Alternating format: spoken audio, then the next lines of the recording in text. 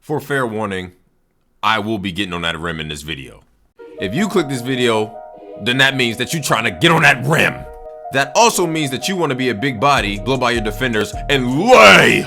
And if either one of those sound like you, then that sounds like this Giannis Antetokounmpo build is perfect for you in NBA 2K26. This 6'10" max wingspan power forward can handle the ball, finish over the top of defenders, and if you back up, then you know we can spark it from three.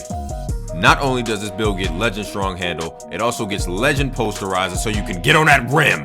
Every center in the game is too tall and slow to guard this build, so we can spin off of them and get to the rim, and every smaller defender is way too small to stop us from getting what we want at the basket. Clearly, if you clicked on this video, then you're looking for the best Giannis Antetokounmpo build on YouTube. So of course, you guys know, I got a banger vid for you today. Let's get it. What is the YouTube? It's your boy DonnyB. And we back with another video, man. Okay, ladies and gentlemen, we are here with my slashing dual finisher Giannis Antetokounmpo build. This is my first build of NBA 2K26, and I've been having so much fun on this game so far with this build. We are 2 days into early access. I'm having so much fun, but I had to give you guys the gameplay video for this build that I dropped yesterday. So if you haven't went and checked that out, go check that out right now. Like I said in the intro, this build gets Hall of Fame physical finisher. It can get Hall of Fame posterizer, Hall of Fame strong handle.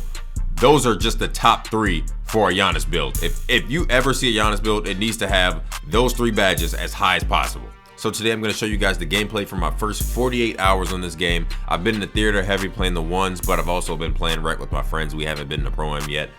And I've been finishing almost everything around the basket. It's crazy. So before we get into today's video, don't forget to drop a like and drop a sub if you're new to the channel, man. I really appreciate you guys for all the love and support. Now let's get into the video. All right, guys. So after only playing on this build for the first 2 days of early access, I got a lot of thoughts, a lot of things to tell you guys about this build, and you'll see it throughout this video in the gameplay.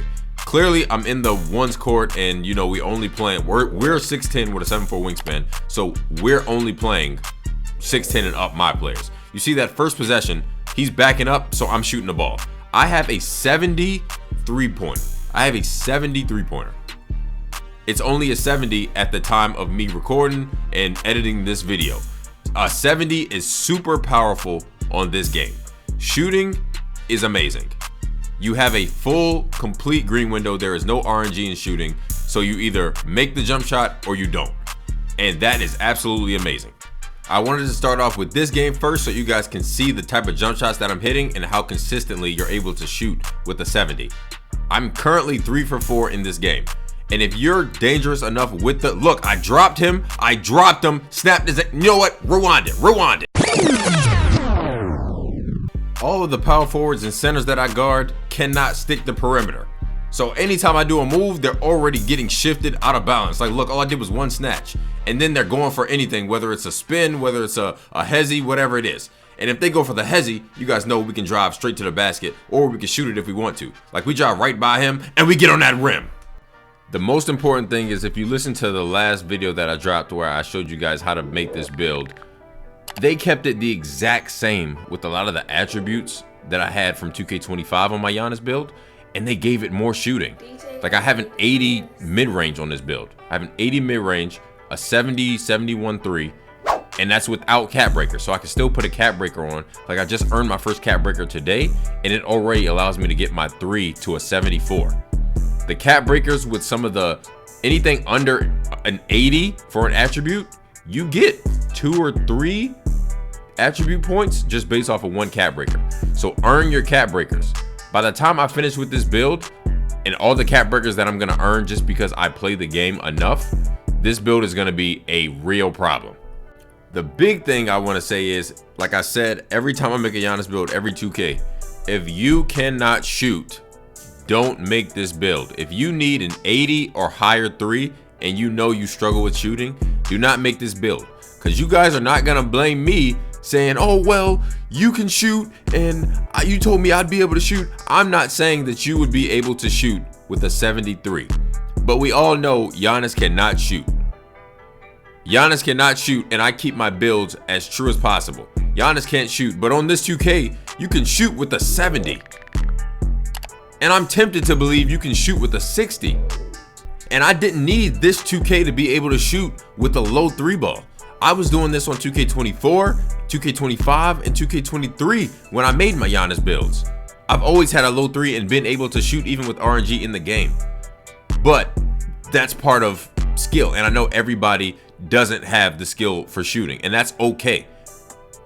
So if you're okay with only driving to the basket, learn how to do it the best. Learn how to do it the best and then play to your strengths. This current game that I'm showing you guys is one of my first games in the theater, and all the footage that I show you guys today is going to be a mix between that first day and the second day and a little bit of today when I'm dropping the video. That's why you see my meter change.